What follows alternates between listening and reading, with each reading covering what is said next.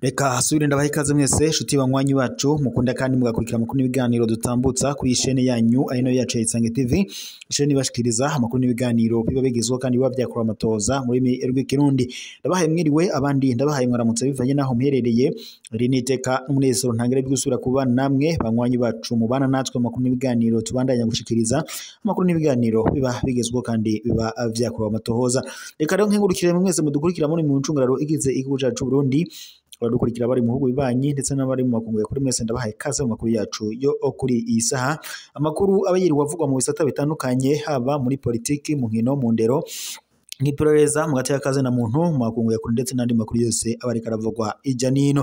Ndabahaye kaze rero mu makuru yacu yo kuri iyi saha, amakuru menshi cyane, amakuru ahambaye, amakuru turaza guhera mu gisata ca politiki tukaza kurabira hamwe kuri ko biravugwa ngaha mu Burundi. Turaza kunyarukira ku majambo urongoye ishirahamwe Parseme ariwe Faustin Ndikumana. Turaza kurabira hamwe amajambo ashikirije umukuru w'igihugu, nta majambo ateye ubwoba kubijanye n'igitoro camaze kuba umuzi wibuye ngaha mu Burundi. Gusa abanyahinga mu vya politiki na cyane mu ngaha mu karere k'ibiyaga binini baranoganuga ko aya majambo Faustin Ndikumana ashikiriza ashobora kumucisha umutwe. Mu kanya yose ku buryo bw'idonido turaza kuyabashikiriza. Ico ndagusaba ibuka gufenda suivre, partage ndetse na s'abonner kugira ngo tubandanye kubana amakuru n'ibiganiro tubandanye gushikiriza kuri iyi chaîne yanyu arana yacu ya Isange TV. Chaîne ibashikiriza amakuru n'ibiganiro biba bigezweho kandi mu rurimi rw'ikirundi. Nikoro mbashimire mwese mudukurikira muri ijya n'intu hatandukanye, abadukurikira bari mu makungu ya kuri mwese mbahe kaze mu makuru yacu ku buryo bw'idonido. Amakuru rero tugiye gutangurira ko yariko aravugwa ngaha mu karere k'ibiyaga binini, na cyane rero amakuru tugiye guhera ko yariko aravugwa ku bimaze gushikirizwa na Faustin Ndikumana urongoye Parseme. Yagize ati ibyo mwikoza byose mudakemuye ingorane ihari uyu munsi y'igitoro ubwo butunzi ntibushoboka. Faustin Ndikumana arongoye Parseme yabishikirije mu kiyago kubijanye n'ubutunzi catunganijwe n'Ibanki Nkuru y'Igihugu BRB kumwe n'ubushikiranganje bw'ikigega ca leta kuri uyu wa 14 Nyandagaro uyu mwaka i Bujumbura. Faustin Ndikumana yongera kandi akabaza ati mwovuga gute kudahoza ubutunzi umuntu ashobora kumara indwi imwe canke zibiri arindiriye igitoro kuri station. Ivyo byose ngo mushikiriza bizonanirwa mu gihe ico kibazo cyo kuva muri 2023 kidatorewe inyishu kandi vyihuse. Nayo ku kijanye n'iduga ry'ivyankenerwa Faustin Ndikumana abona ko bigoye mu gihe abarangura ibidandazwa bataronka kumwe amafaranga mva makungu, bamwe ku giciro kizwi abandi ku giciro kibangabanganywe marché noir.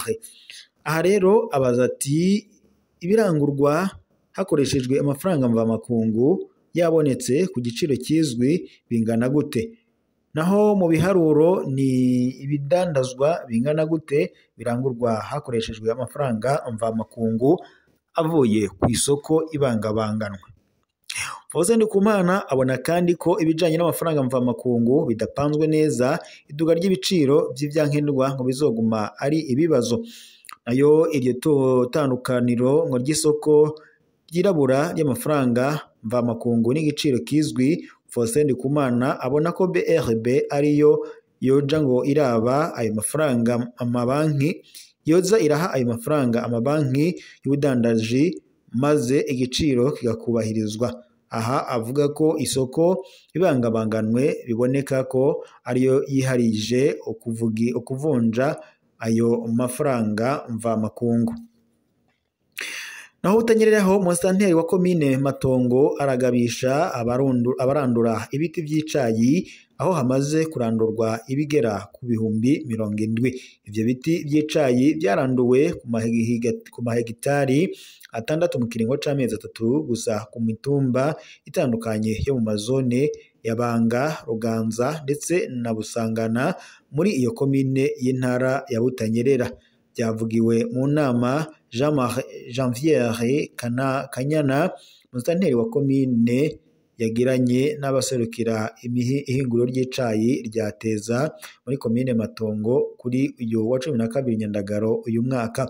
Musitanteri wa komine Matongo ari kumwe na Audace Nshimirimana ayoboye ihinguriro ry'icayi rya Teza basabye abajejwe intwaro ku nzego zo hasi kwerekana abarimyi baranduye icayi mu bahanwe hisunzwe amategeko. Naho amanota y'abakoze ikibazo gitanga uburenganzira bwo kwiga mu mwaka w'indwi w'ishure shingiro ku mashure y'abakorera y'akarorero azosohoka kwigenekerezo rya 16 Nyandagaro uyu mwaka. Nkuko tubisanga mu itangazo ryasohowe n'ubushikiranganje bw'indero n'ubushakashatsi ryatewe ku mukono ku wa 14 Nyandagaro uyu mwaka n'umushikiranganje w'indero François Vyarimana aburongoye yamenyesheje ko amanota y'imfata kibanza y'abanyeshuri bakoze ikibazo kibaha uburenganzira bwo kwinjira mu mwaka w'indwi ku mashure y'akarorero azoshirwa ahabona kuri uyu wa gatandatu igenekerezo ya 16 Nyandagaro uyu mwaka mu bibanza ico kibazo cakorewemo.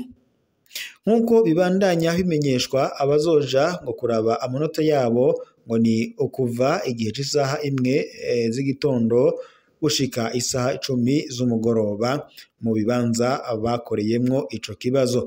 Ubw'ivyo abigisha b'umwaka wa gatandatu 16e année barasabwa gushika muri ivyo bibanza kugira ngo bafashe abanyeshuri na cane kwakira ibibazo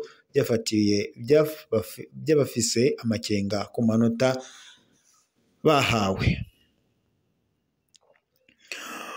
Naho mu yandi makuru kandi umusozi wa Mugera Igitega ni hamwe mu hantu hadasanzwe muri kahise ku Burundi. Ubu hagiye isengero rya no ya papa bita Petit Basilique nyuma yaho ishengero Katolike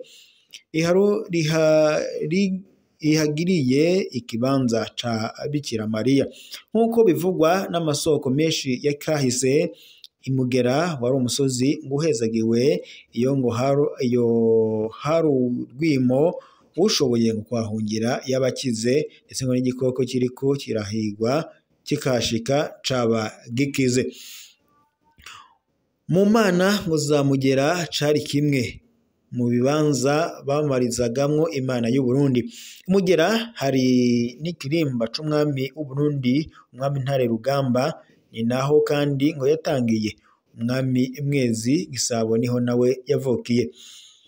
Abamisiyoneri baje mu Burundi kwigisha inyigisho za Gikristo bahashitse barahakunze cane. Bivuga ko umwami Mwezi Gisabo yagombye kuhabakura ariko umupfumu w'umwami amuhanura ko ngo yari yobireka ko nyimba ataraha abantu ngo b'Imana yonyene izohabakura, ariko nticabuza ko rimwe na rimwe haba ibitero kuri abo bamisiyoneri bari Mugera byagiye guhagarara amasezerano y'ikiganda yemeza ko Burundi bugiye kugabwa n'Ububirigi.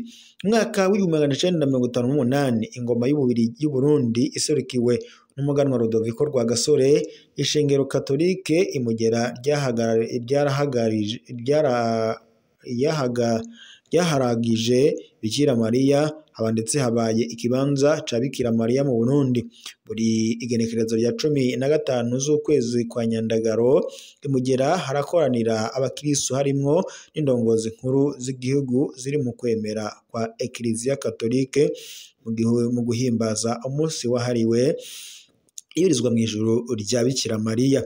Ahanini Imugera hakomeye mu ishengero Katolike kubera cari ikirimba c'umwami Ntare Rugamba, kubera kandi abamisiyoneri batanguye gushika imuyaga mu ucankuzo.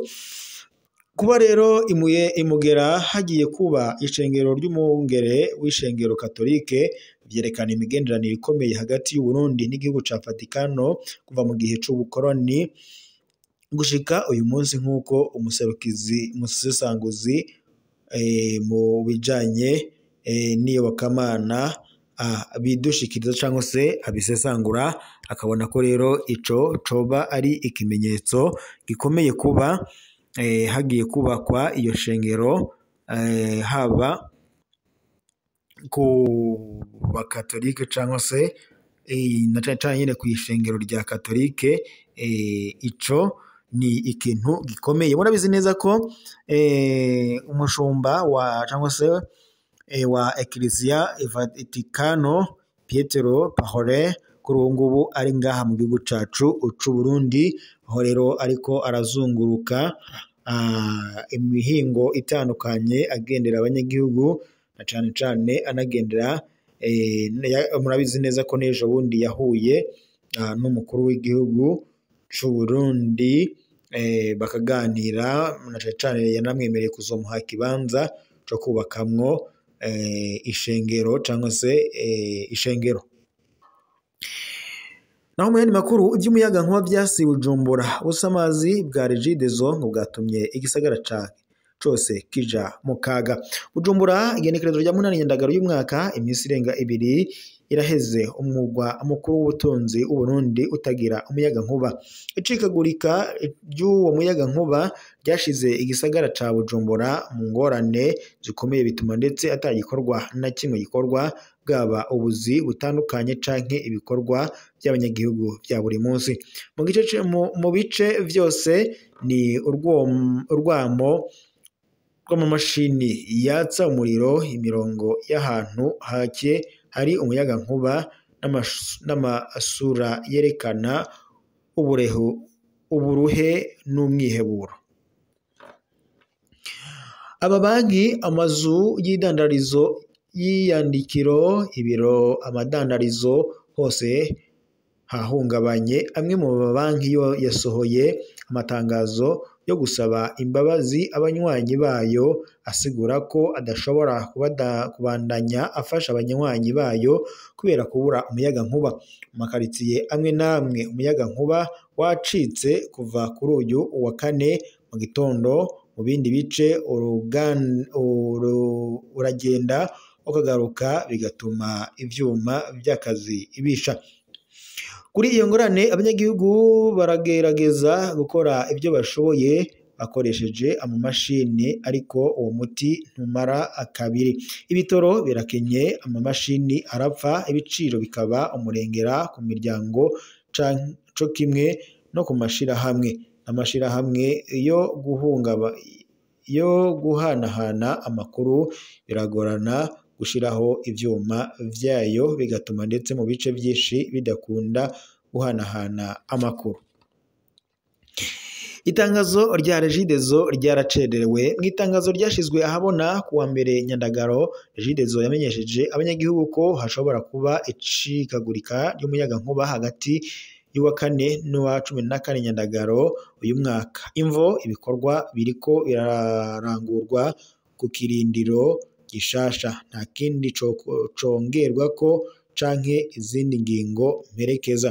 Regideso nta kindi yavuze kitari uko abanywanyi ngo bo kwitegura, abanyagihugu baratabwa. Mu mabarabara yo mu gisagara ca Bujumbura, abanyagihugu bayererana amatelefoni yabo mu minwe barondera aho bashobora kurondera umuriro. Ntawuvugana n'uwundi kuri ngendanwa, bigatuma ndetse umwiheburo wongerekana. Tuzobaho gute mu minsi 10 turi muri ibi? Niko umwe mu badandaza yibaza, mu gihe umuyagankuba wahora ucikagurika imbere y'ukuyaca umwanya muremure nk'uko biriko biragenda muri uyu mwanya. Kubera iyo ngorane kandi, abanyagihugu barindiriye ingingo ziboneka. Benshi basaba ko haba kumenyesha neza ibiriko biraba, gutabara hakiri kare no gushigikira mu bijanye n'ibikoresho nk'ibitoro, kugira ngo ibisata bimwe bimwe bishobore gukora. Mu kurindira, Bujumbura iri mu rwamo rw'amamashini mu gacerere k'umuyagankuba gasigura vyinshi ku ntege nke z'inzego za leta zijejwe umuyagankuba mu gihe ari igice gikomeye c'igihugu kirimwo amashami y'ishirahamwe mpuzamakungu ONU n'intwaro nkenerwa ku buzima bwa misi yose. Ibi ni bimwe mu bishikirizwa n'abanyagihugu bari muri iyo micungararo itandukanye ngaho mu gisagara ca Bujumbura. Rero reka mbashimire mu makuru yacu twego turabashikiriza, turaza gusubira mu kanya makuru araza kubagezeko kuri numberesha kuri yanyu mukunda cyane muri Radio Isange TV. Eje nibashikiriza amakuru n'ibiganiro biba bigezweho kandi biba byakora amatohoza mu rurimi rw'ikirundi. Reka nkangurukire mwese mwadukurikiraga muri mu mucungararo ugize igihugu cacu Burundi, badukurikiraga bari mu bihugu bibanyi, abari mu makungu yakore mwese ndabashimiye kuba mwari kumwe natwe. Mwibuke gufyonda suivre, partage ndetse na s'abonner kugira ngo tubandanye kubana amakuru n'ibiganiro tuba turiko turabashikiriza. Iri rero ryari iteka n'umunezero ntangere byo kuba twari kumwe namwe banywanyi bacu mukunda kandi mugakurikira amakuru n'ibiganiro tubandanya gushikiriza. Amakuru n'ibiganiro biba bigezweho kandi biba vyakorewe amatohoza mu rurimi rw'ikirundi. Reka bashimire, turaza gusubira.